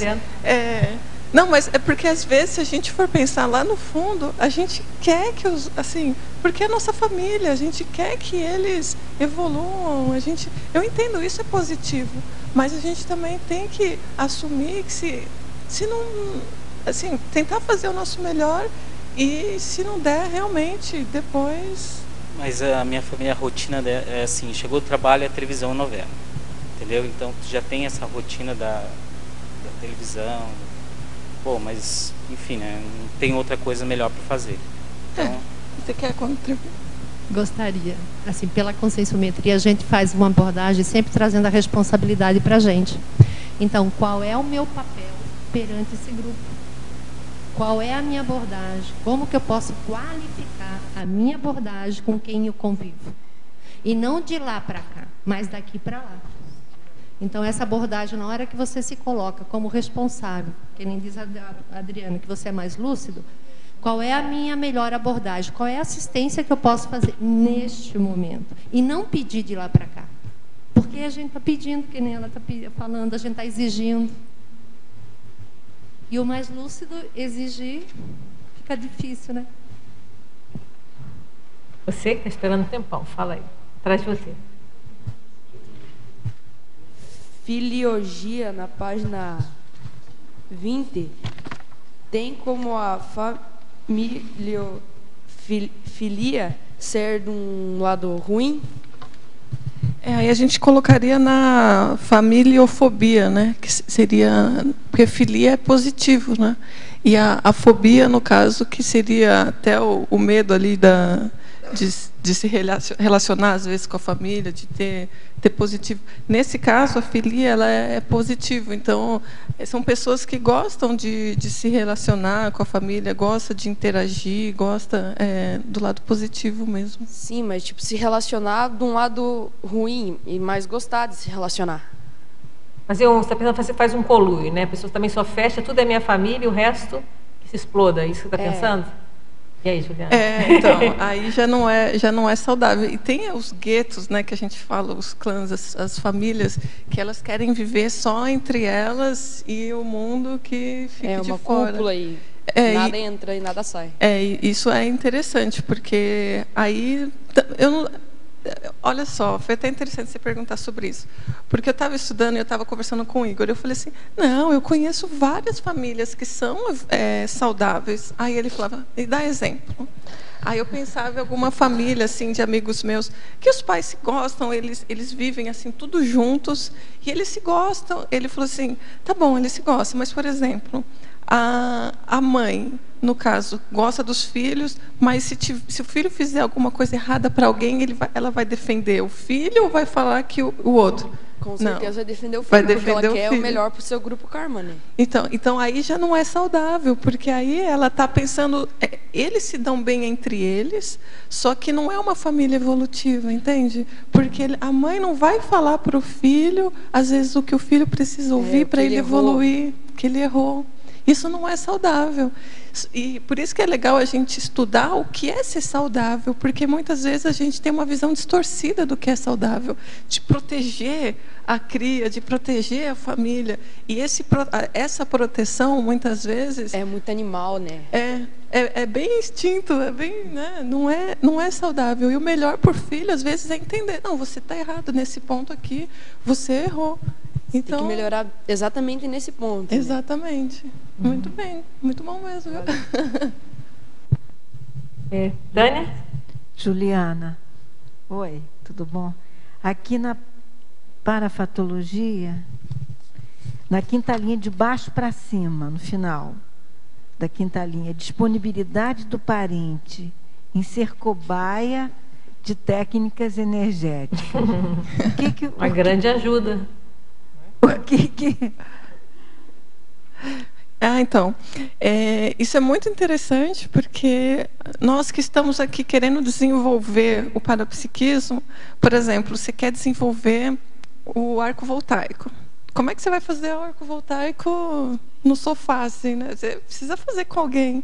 Então, aí eu lembro que isso para mim foi muito importante, até para você ter mais autoconfiança quando você vai fazer técnicas energéticas, que eu sempre pegava, Igor, senta aqui, deixa eu fazer em você. Ah, pai, mãe, às vezes eu pegava até a cachorrinha, às vezes ela estava meio mal, assim. Aí eu falei, deixa eu ver, se eu fizer um arco voltaico, Eu já né? fiz muito arco voltaico em gato também. Não é? Aí você vê que funciona, então aquilo te dá uma autoconfiança, porque você vê que direto, assim, eu vou na casa do meu pai, ele está com dor de cabeça, o Igor, alguém está com alguma coisa. Aí eu falo, eu não sou expert nisso, mas vamos tentar, senta aí, vamos fazer. Pega o irmão. Assim, claro, gente, o ideal é você ver se a pessoa tem uma abertura. Eu estou fazendo com eles que a gente já conhece, ele já compreende. Mas é interessante, se a pessoa não conhece, você explicar o que é, porque depois a pessoa ainda pode entender de o que você está fazendo aí, né? Mas, assim, quem tiver família que tem essa liberdade de poder fazer, eu recomendo muito, assim, para a gente treinar isso, ter essa oportunidade. Então, ok, muito obrigada. Valeu. Ao mediador. Li na página 946 do Homo Sapiens Pacíficos que não existe serenão intraplanetário. Todos evoluíram em outras escolas fora da Terra. O mesmo ocorre conosco. A cidadania cósmica de todos é obtida em silêncio, sem aclamação. Na minha conclusão, somente serei serenona em outro planeta, assim sendo, tenho que dominar conhecimento, mas não todo do planeta Terra. Estou correta? Olha só, quando há essa afirmação aqui, está dizendo o seguinte, que o planeta Terra ele é muito novo, é muito jovem. Então, provavelmente, uma pessoa que é serenona hoje, ela não foi aqui barata nesse planeta, não foi animal, que a gente tem que pensar a evolução como a parte também, desde a parte animal, tá? Mas agora, se nós temos condições ou não de virar serenão nesse planeta, eu penso que vai depender do ritmo de cada um. Isso aí eu também não sei responder. Tem gente, por que não? De repente a pessoa corre muito e vai virar serenão.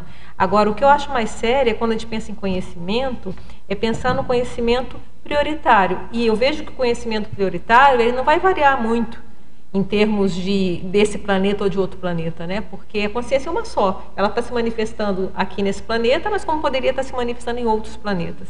Eu vejo que o conhecimento como a questão da convivência sadia e a questão da nossa maturidade, para mim, vai depender muito do planeta que a gente estiver. Então, se você aprender tudo desse planeta Terra, mesmo se for para o outro, não vai perder, né? Tudo que seja positivo, né? Nesse sentido. Professora Juliana, em efeitologia, na página 20, poderia dar exemplos dos efeitos profiláticos duradouros do afeto recebido na infância? O que pode ser feito na fase adulta para superar a falta desse afeto na infância? Conhece alguma técnica? Bom, primeiro, os efeitos, né, de ter o afeto na infância, a gente até estuda que a criança que tem o afeto, primeiro que ela aprende a ter também afeto com outras pessoas, porque a criança está ali aprendendo. Se ela vê o pai tratando ela bem, provavelmente ela vai repetir isso. Então, isso já, de uma forma, já é positivo. A criança ela vai naturalmente ser mais fraterna com as outras pessoas. E uma das coisas negativas que a gente vê quando não tem esse afeto, se ela não tem o afeto dentro de casa, ela vai acabar buscando um afeto fora. Então, ela pode ter uma tendência maior à promiscuidade, porque se ela não tem aquele afeto, ela precisa daquilo, ela vai procurar fora. Então, a gente vê alguns casos de pessoas assim que não tem tanto afeto que vai, né? E aí, o que eu vejo de técnica para isso, se a pessoa não tem essa tendência maior à promiscuidade, é a técnica da dupla evolutiva. Porque a técnica da dupla evolutiva, você vai ter uma relação saudável, então uma relação mais estável, uma relação que não tenha... como que eu posso dizer? É que muitos casais a gente vê um trai o outro e tudo bem, essas coisas, né, de ter outros relacionamentos em paralelos. Isso não vai trazer, como que eu posso dizer, algo positivo para ela. Então, eu vejo que, se ela não teve na infância, ela pode buscar uma dupla evolutiva para saciar esse fraternismo que ela não teve. Paradoxologia, página 20. Poderia aprofundar e dar exemplos do paradoxo sutil da libertação sem separação dos componentes do grupo? Esse paradoxo eu acho muito interessante, porque quando a gente fala de libertação, às vezes, eu estou liberta de tal pessoa, então eu posso fugir. Vira as costas. Tchau, né? Assim, então, é interessante que às vezes na família você é meio que obrigado, né, até uma determinada idade, pelo menos, de conviver com aqueles familiares. E se já resolve aquela situação, se já tem aquela libertação, eu até penso assim, eu e meus pais, a gente está no caminho de a gente resolver todas as nossas questões. Não posso dizer assim que a gente já está total liberto. Mas é interessante que você já vê assim, o fato de eu ter mudado para cá, e eles estavam em São Paulo. Eles vieram para cá por opção deles, porque eles queriam estar na Conscienciologia. Hoje nós estamos juntos, de novo, não por obrigação. A gente não está mais junto porque nós somos familiares. Hoje nós somos muito mais amigos do que parentes, assim. Então, eu vejo que, assim, hoje eu já poderia estar morando em um lugar e eles em outro, mas por afinidades de interesse, hoje nós estamos juntos de novo, mas até certo ponto um pouco mais libertos do que estarem juntos por obrigação. Não sei se dá para entender assim. Eu pensei nesse livro. Lembrei de você.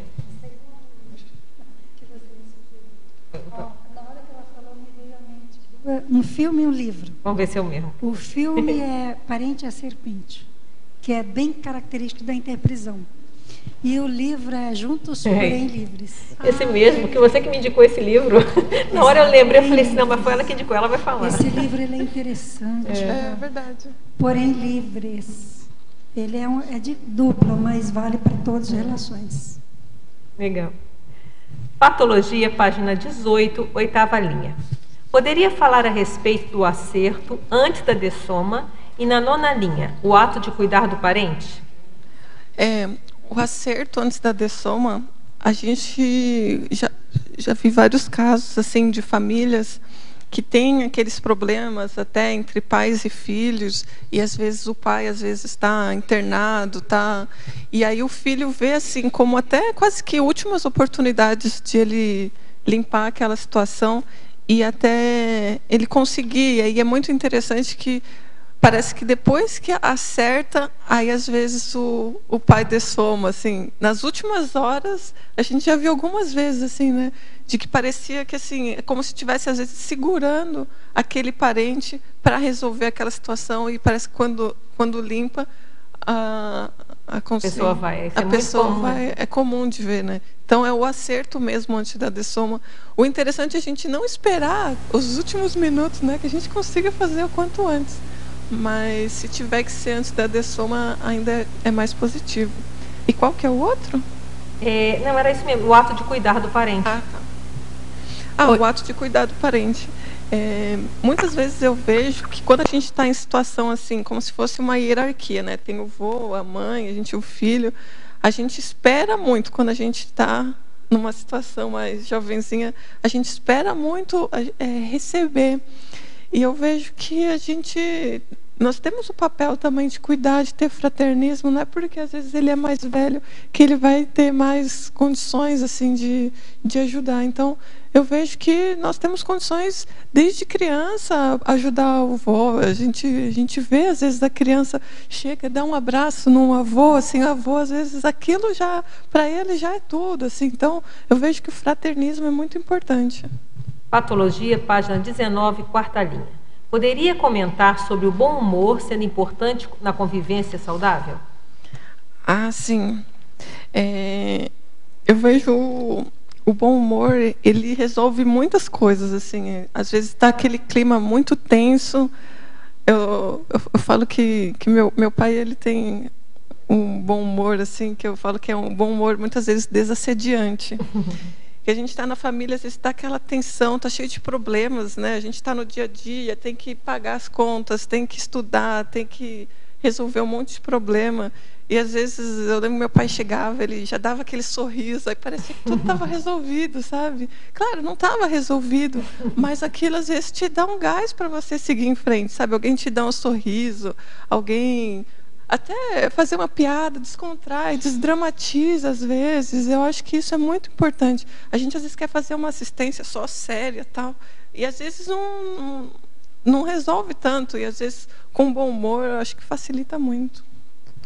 Parafatologia, página 19, segunda linha. Poderia discorrer sobre a prática da varredura energética na base intrafísica familiar? É isso, a gente estava até comentando, que é muito importante a gente levar isso para o nosso dia a dia. Não necessariamente só fazer quando a coisa tá grave, né?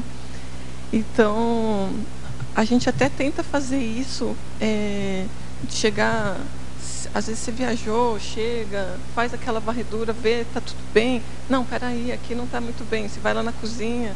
Porque, às vezes, várias pessoas frequentam a sua casa que você vê. Imagina quem a gente às vezes nem vê, né? Então, às vezes, um filme que você assistiu evocou alguém, um livro que você leu. Então, é bacana dar essa manutenção, porque é onde a gente passa mais tempo, é onde a gente dorme, é onde a gente quer produzir, né? Sinergismologia, página 19, primeira linha. Poderia explicar o sinergismo? 1 mais 1 ser superior a 2? Isso tem até relação com a dupla evolutiva, né? Que quando é dupla evolutiva, a gente fala que não é 1 mais 1 só, né? Porque é muito mais, às vezes, do que um casal, né?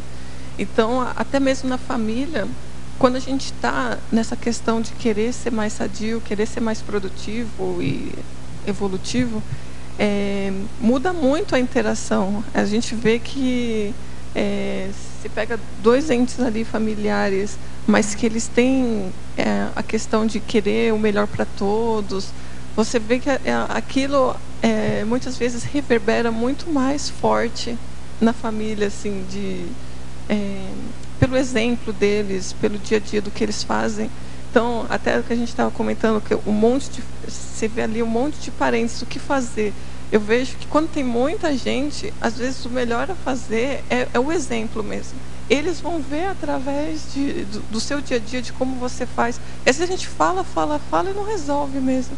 Então, pelo nosso exemplo, de eles verem, nossa, ele é uma pessoa estudiosa, uma pessoa que quer o melhor para ele. E aí você vai vendo, pelos resultados que você vai fazendo na vida, eles mesmos vão se interessar de querer saber como é que é, né? Então, é um processo natural. Às vezes não é tão rápido quanto a gente gostaria, mas é um processo natural.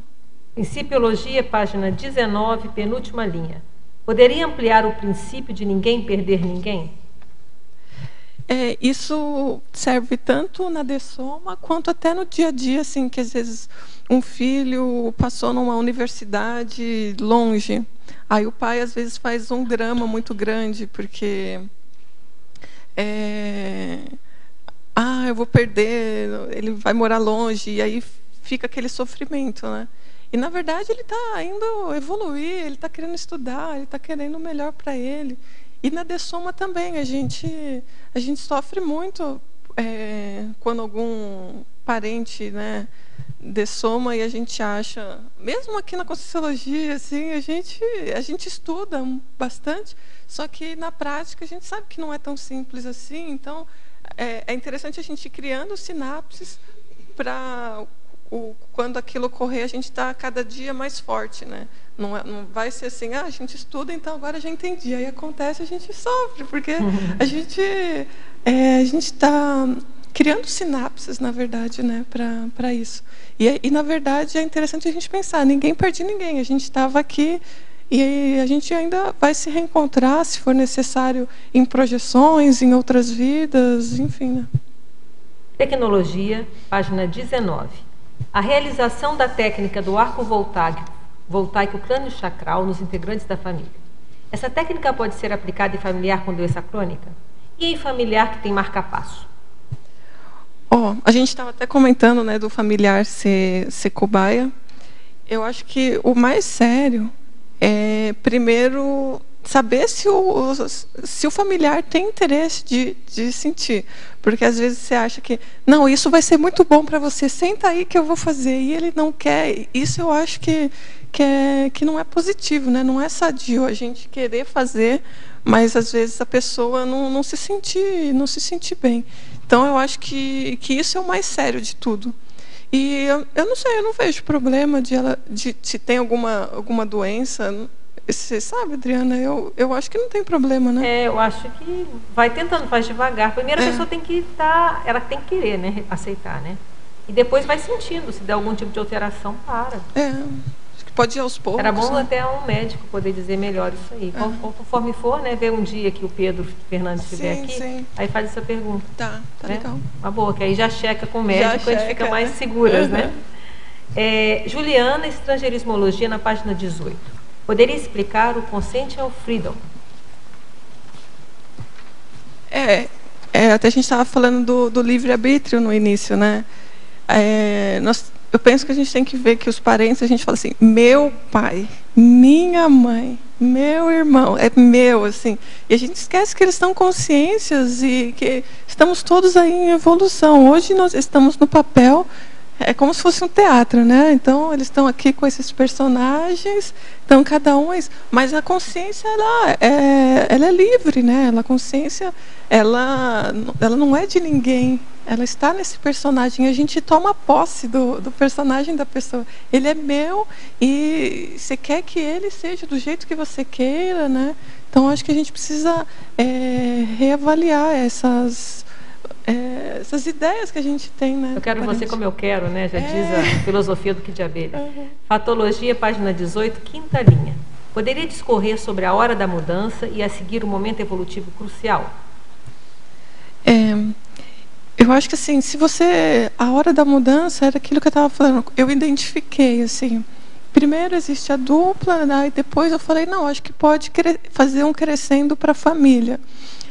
E aí existe uma hora que não, então vamos mudar, né? Não está legal assim, ou se está legal, mas pode melhorar. Então também, eu acho que a hora da mudança é essa hora que você se posiciona e mesmo se ninguém da família quiser, né? Se você conversar, olhar no olho lá dos parentes, eles falarem, não, eu quero continuar sendo assim, eu não vou mudar nada. A hora da mudança sua, do seu posicionamento íntimo de que eu vou tentar fazer diferente, sem assediar a família, mas é como se fosse aquele momento crucial de mudança de patamar mesmo. Né? Patologia, página 18, oitava linha de baixo para cima. Peço expandir, se possível, com alguma casuística, a ultrapassagem dos gargalos conviviais. Na família, cada família tem o seu gargalo, suas dificuldades. E aí eu acho que cada um tem que avaliar o seu. E para superar esse gargalo, eu sempre penso que a gente tem que fazer um planejamento estratégico. Às vezes, se o negócio está parado, vamos avaliar, vamos sentar, fazer um planejamento estratégico. Se você não tiver ninguém para fazer junto, fazer você mesmo para a superação daquele gargalo. Você vê que aquilo já está parado, já está cronificado. O que você pode fazer? Desde, por exemplo, a família usa drogas, a família é alcoólatra. Qual que é o seu papel? Eu penso sempre assim. Tem gente que fala assim, mas no seu caso é fácil. A gente sempre acha que o vizinho é mais fácil, né? A gente sempre acha que no meu caso é o mais difícil. Sempre a gente acha isso, né? Mas aí eu penso assim, se você está nessa família, assim, o que você pode fazer? Provavelmente ainda você escolheu estar nessa família, ainda é mais crítico, né? A gente às vezes escolhe os pais e passa a vida inteira reclamando deles, né? Porque se meus pais não fossem assim, a minha vida estaria melhor. Se minha mãe não fosse assim, aí sim.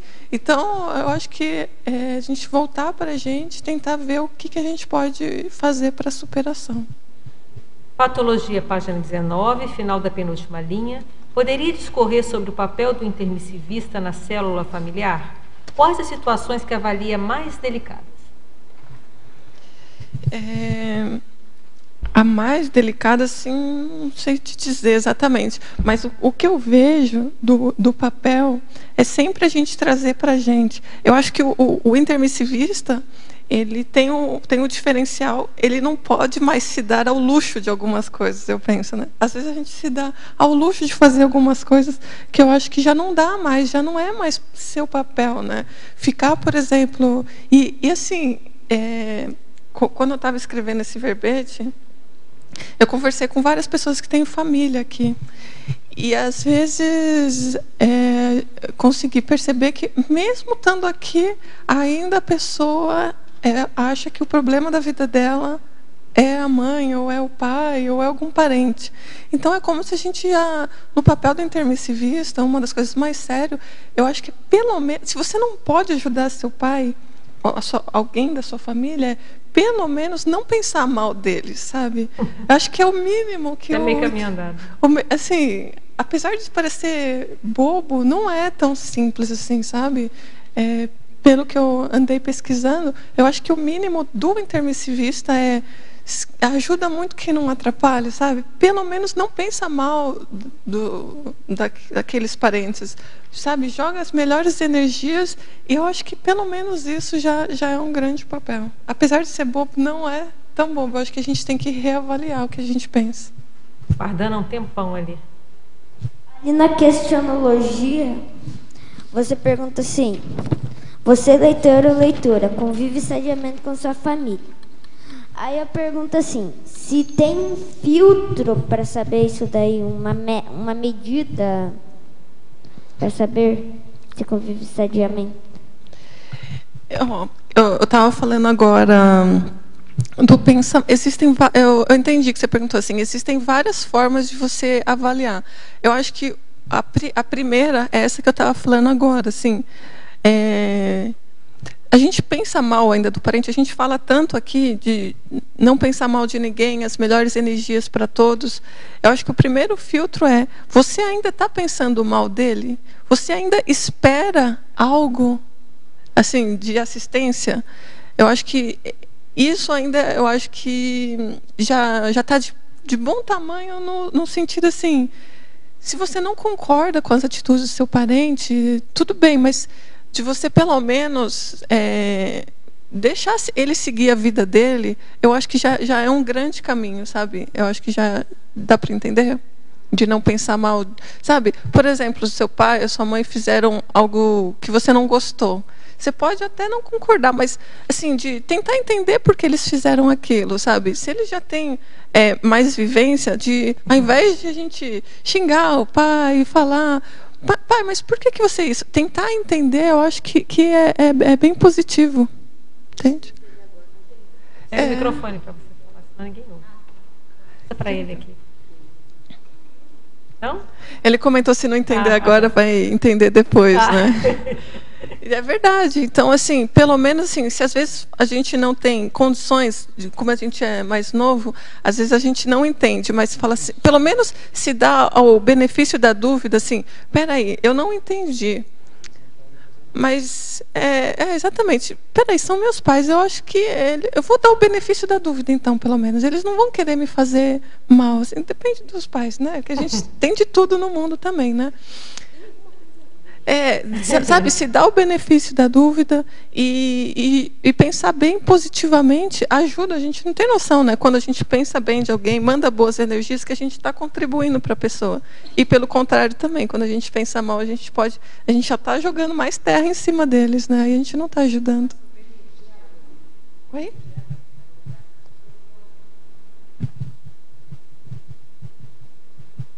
A pergunta, sobretudo pela idade que tem, né? Mas é importante o diálogo. O diálogo familiar é fundamental. E tem direito tanto os pais para saber o que acontece com os filhos, assim como os filhos para saber o que aconteceu com o pai, que fez ou disse uma determinada coisa. Então, o diálogo franco é saudável demais.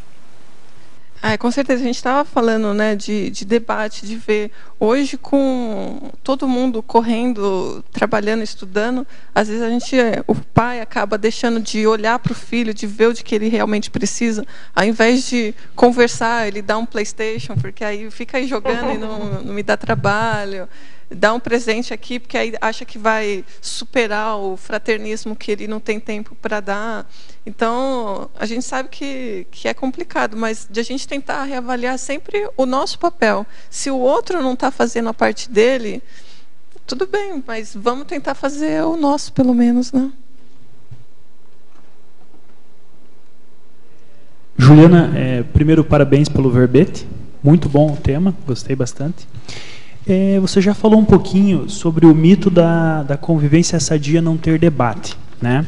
Eu queria que você aprofundasse, trazendo da linha 10 da fatologia, da página 18 ali, as omissões deficitárias gerando interprisões grupocármicas, que eu acho um tema bem sério, complementar com isso. É muito sério, porque de a gente tentar avaliar as nossas omissões, assim, de... vai dar uma dor de cabeça se eu falar isso pro meu pai, sabe? Às vezes no dia a dia a gente vai deixando passar muita coisa. Mas aí eu não vou ficar a filha perfeita, boazinha que eu queria ser. E a gente vai deixando de falar. Vai dar um trabalho isso. Então a gente, muitas vezes, eu acho que o que a gente não consegue ver e deixar de fazer é até atenuante, assim. Mas eu penso que muitas vezes a gente acaba vendo o que a gente pode fazer diferente, vendo que a gente pode contribuir, e falta uma coragem até certo ponto, assim, de bancar, sabe que vai vir uma reação não tão positiva, e muitas vezes a gente pensa que o saudável é passar a mão na cabeça, não, vai dar tudo certo, e não é saudável isso. Então, a gente precisa atualizar, eu acho que às vezes a gente faz, não é nem tanto por mal, é porque a gente está condicionado que o sadio é não brigar, é não discutir, é não falar a verdade. Então a gente precisa atualizar, né, o software ali, não é mais assim, sabe? Vamos atualizar e atualiza o sistema aí, porque não está bacana. E ver e a pessoa precisa entender que aquilo vai ser positivo, falar a verdade, explicar que não é daquela forma. Ela precisa entender, sabe, dentro dela mesmo. E não vai ser de um dia para o outro. Ela vai ter que ter paciência às vezes com ela, que às vezes ela vai ter coragem, às vezes não. E aí ela vai vendo com o tempo que é positivo. Juliana, aqui no B. Parabéns pelo verbete, tá muito interessante. Minha pergunta é sobre o último item da fatologia, o papel do intermissivista na célula familiar. Eu queria saber, numa condição em que o intermissivista lá ele já tem uma condição de convívio familiar sadio com os membros da família, no entanto, entre os membros existem 2 membros lá que existe um convívio bem mais patológico, de intrigas, brigas, enfim. Qual que é o papel do intermissivista nesse caso? Como entender o momento dele intervir ou de ele não intervir? Ou você acha que por ele estar na família ele sempre vai ter responsabilidade de harmonizar essa situação, né? Como entender esse limiar aí? Então, eu acho que até a Adriana trouxe um pouco disso, que eu acho que é muito interessante a gente saber o momento também de falar, né? Às vezes a gente tem uma ansiedade de querer resolver todos os problemas da família num fim de semana, né? Então, não, é sério, às vezes a gente quer resolver tudo e isso, a ansiedade atrapalha, né, dentro da assistência. Então, eu vejo que assim, nem tudo a gente vai poder solucionar. A gente precisa aceitar isso. Às vezes a gente não aceita que a gente não é capaz de assistir todos e resolver todos os problemas. Então, acho que a gente tem que tentar fazer o nosso papel por exemplo, se você sente que ali, então, fazer técnicas energéticas, não sei se faz TENEPS, ou pelo menos uma tela mental, fazer exercício de pega as 2 pessoas, tenta mandar as melhores energias, de fraternismo, de paz, de tentar fazer de jogar as melhores energias, tentar às vezes conversar individualmente, tentar entender por que um não gosta do outro, tentar entender o outro também, sabe? Tentar às vezes conversar com os 2, que cada caso vai ser um caso mesmo, mas se você está ali no meio, está vendo, então tentar trazer para você assim, o que você, diante de tantas técnicas que a gente vê na conscienciologia, sabe, tentar ver qual delas para esse caso vai ser melhor, qual delas que pode assistir mais, pode encaixar melhor aqui dentro, entende? Então, que cada caso vai ser um caso, precisa entender melhor. Mas eu vejo que não tomar partido, às vezes a gente acaba tomando partido de um, aí acabou, né? Porque então, tentar entender, às vezes, os 2, tentar ver o que pode fazer, conversar. Eu vejo que uma das melhores coisas, além de fazer trabalhos energéticos, de mandar boas energias, é tentar conversar. Eu acho que o diálogo é uma das coisas que resolve muitos dos conflitos, né? Às vezes eles não estão se entendendo, mas uma pessoa entrando às vezes no meio com isenção, não ficando do lado de nenhum dos dois, pode contribuir. Eu vejo que simplesmente esperar isso se resolver automaticamente, eu acho que vai demorar milênios ali.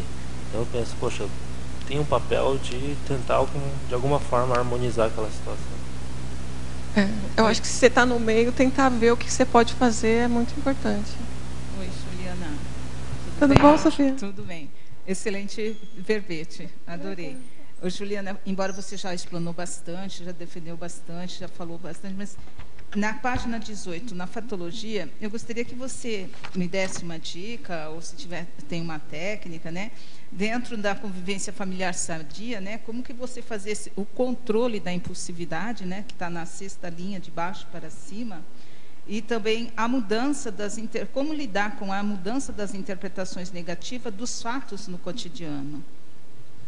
O controle da impulsividade tem até relação com o que eu estava falando para ele, que muitas vezes a gente vê um problema, eu quero resolver, e na hora, e assim, quase que um estupro evolutivo com a família. A gente acha que eles têm que entender que não pode ser assim.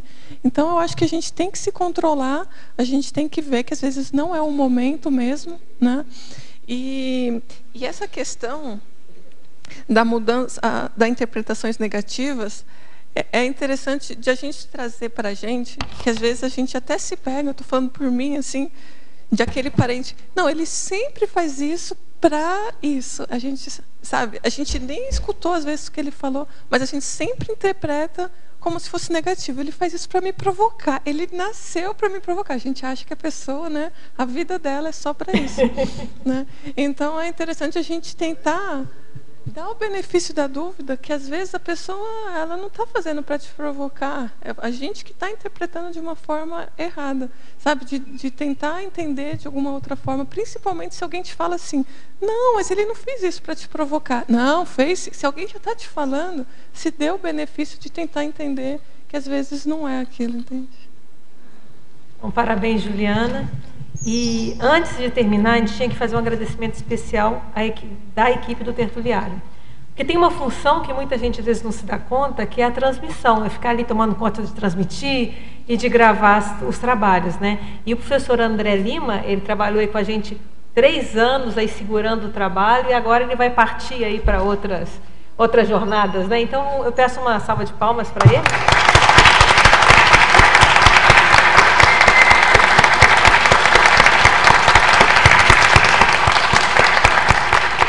Muito importante, se as pessoas estão hoje assistindo aí nas suas casas, né, tem muito trabalho por trás, né? Então agora, agradeço de novo, estou esperando os próximos verbetes, que você é ótima, todo mundo aí gostou bastante.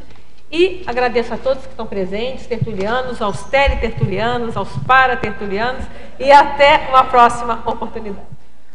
Obrigado. As pontuações da tertúlia de hoje são 27 assinaturas no livro de presença, 20 perguntas presenciais e 27 perguntas respondidas online. Hoje nós temos 5 recados. A Marta, com o curso Sinalética Energética Parapsíquica. O Cleverson, com a Escola de Projeção Lúcida. A Isabel, com ICP3. A Alzira, com a 2ª Jornada Internacional de Conscienciometria. E a Beatriz, com curso avançado em Saúde Consciencial. Boa tarde. A CIP convida todos para o curso Sinalética Energética Parapsíquica do professor Mário Oliveira, que acontecerá nos dias 5 e 6 de julho, próximo fim de semana, na sede da CIP, no Polo Discernimento. O curso auxilia na identificação, compreensão e emprego dos sinais anímicos, energéticos e parapsíquicos. Temas principais: sensibilidade energética, conexão interdimensional, sinergismo interconsciencial, sinalética de amparo e assédio, precognição e mega sinal parapsíquico. Mais informações pelo telefone 45 2102 1421 ou pelo e-mail acip@acip.com. Obrigada.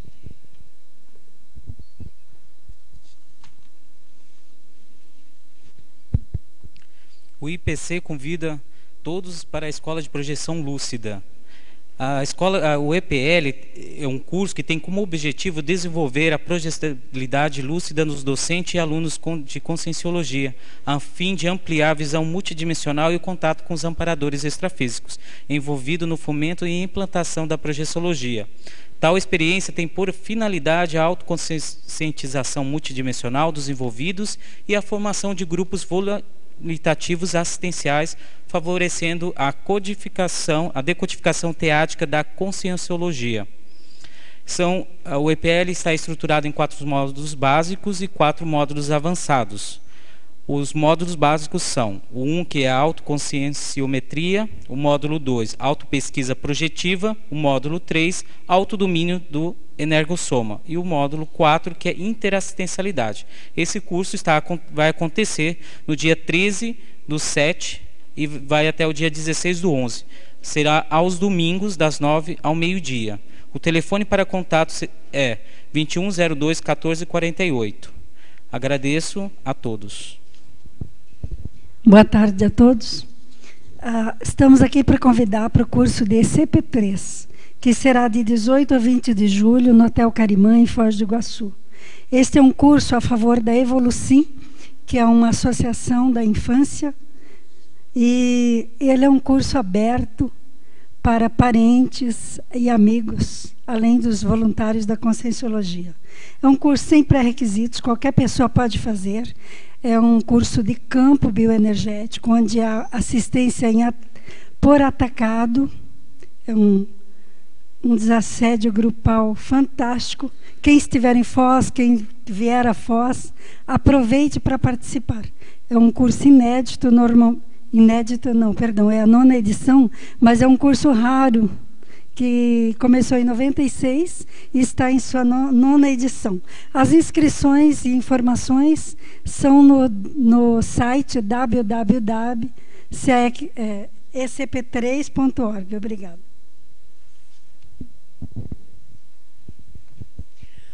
Olá, pessoal. Boa tarde, intermissivista, ou você que está nos acompanhando com relação às ideias da Conscienciologia. Estamos em reta final para a 2ª Jornada Internacional de Conscienciometrologia, que vai acontecer agora, dia 4 a 6 de julho, aqui no Discernimento, em Foz do Iguaçu. Será lançada a revista Glasnost, com todos os artigos e as conferências que vão ser apresentadas, e você pode fazer as suas inscrições na loja virtual do site da Conscius, www.conscius.org.br, ou informações pelo telefone 45 21 02 14 60.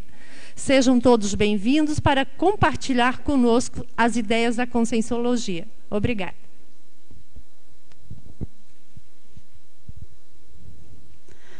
Boa tarde a todos. A OEC convida você a participar do curso Avançado em Saúde Consciencial. Este curso possibilita ao participante vivenciar a autoconsciencioterapia e aprofundar nas autocuras. É um curso composto de 12 módulos mensais e acontecerá no campus da OIC, com início no dia 16 de agosto de 2014. Esta é uma oportunidade para você ampliar sua saúde consciencial, favorecendo assim maior equilíbrio e qualidade de vida. Os temas abordados em cada módulo: 1. Base da consciencioterapia e autoconsciencioterapia. 2. Parasemiologia. 3. Saúde somática. 4. Saúde energossomática. 5. Saúde psicossomática. 6. Saúde mental somática. 7. Saúde na vida intrafísica. 8. Saúde multidimensional. 9. Saúde grupocármica. 10. Fundamentos da paraterapêutica. 11. Fundamentos da paraprofilaxia. E 12. Cosmoética e saúde consciencial. Maiores informações pelo telefone: código de área 45 3025-1404 ou pelo site www.oec.org.br. Obrigada.